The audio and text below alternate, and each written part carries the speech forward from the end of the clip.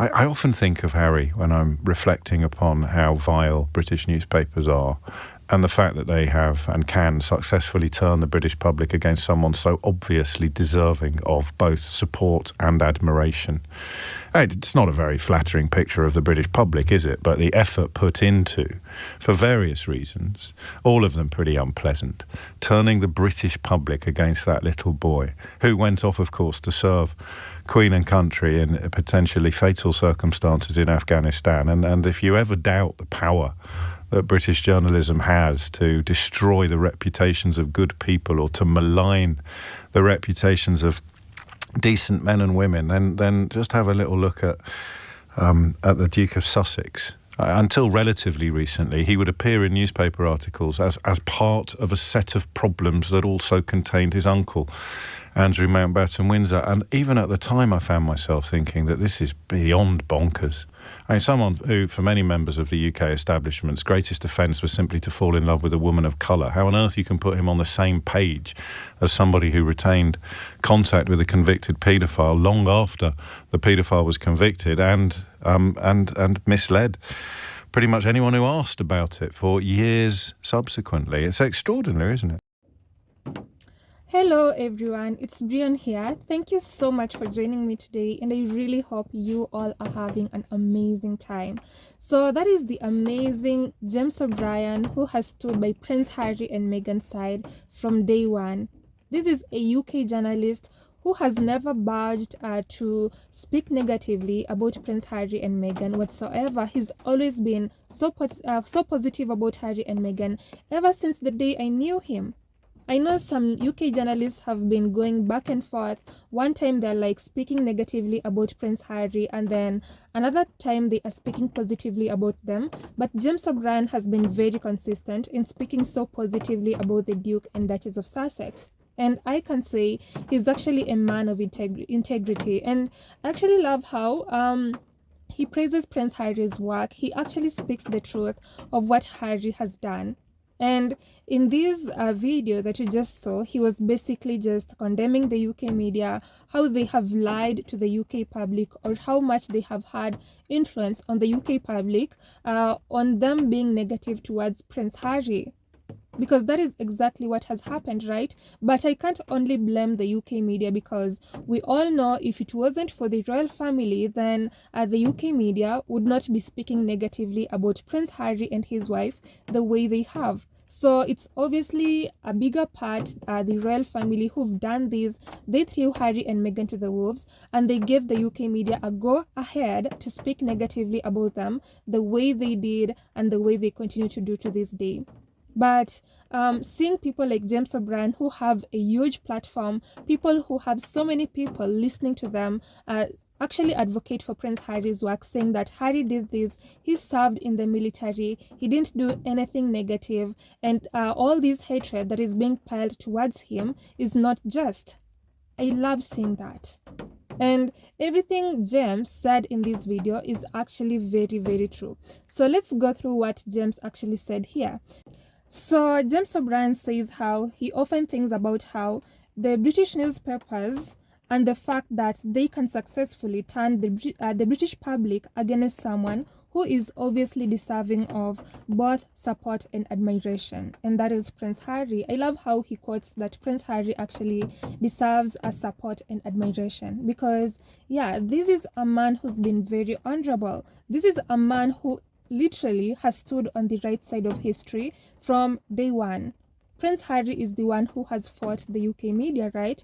Prince Harry is the one, okay, the only person in that family who has actually had the courage to stand up against the UK media. He has taken them to court. He's literally done everything to make sure that justice is served. So this is an honorable man. And apart from that, Prince Harry also took his family away from that country, away from that toxic environment, and just decided to take them somewhere else, which is much safer and a place where they can thrive and be happy. So yeah, this is a good man, and I love that James points out that. And I honestly believe anyone who has integrity, anyone with a sane mind who can see what Prince Harry has done, will obviously respect him. They will give him the respect that he deserves, the admiration, because this is a good man here. Him and his wife are not worthy of the treatment that the UK media have given to him. But we all know why. The royal family gave that go ahead and it was executed, right? But right now, I'm just happy because Harry and Meghan are happy in California. They are thriving, they are living far away from all the drama that is now happening in that family. And James also says that if you ever doubt the power that the British journalism has to destroy the reputation of good people or to malign the reputation of decent men and women, then just have a little look at the Duke of Sussex. Until relatively recently, he would appear in the newspaper articles as part of a set of problems that also contained his uncle Andrew Mountbatten Windsor. Exactly, like the UK media would actually put Prince Harry side by side with his alleged pedophile, when we all know what Prince Andrew has done. Like, how is that even okay? Prince Harry served in the military. He served his country in Afghanistan. Harry did everything right. Yet they still put him in the same pages as someone like Prince Andrew. That is absolute madness. And Andrew has obviously been accused of some of the most disturbing things. The investigation is obviously still ongoing. And he has been he is the person who's actually brought so much shame to that family. But for Harry, what wrong has he actually done to even be labeled in the same pages as Prince Andrew? I mean, these two should not even be put in the same sentence because the other one has brought so much shame, but for Prince Harry, he is very much different. And even at the time, I found myself thinking that this is beyond bonkers. I mean, someone who, for many members of the UK establishment's greatest offense was simply to fall in love with a woman of color. How on earth can you put him on the same page as somebody who retained contact with a convicted pedophile long after the pedophile was convicted and misled pretty much anyone who asked about it for years subsequently? Exactly. The only offense that Prince Harry actually committed, according to these people, was marrying a biracial woman. That is why they became really angry at him. That is why they seem like they can never forgive him because he married a biracial woman. And that is one of the things that seems to be unforgivable for the UK establishment and, yeah, for some members of the UK public too.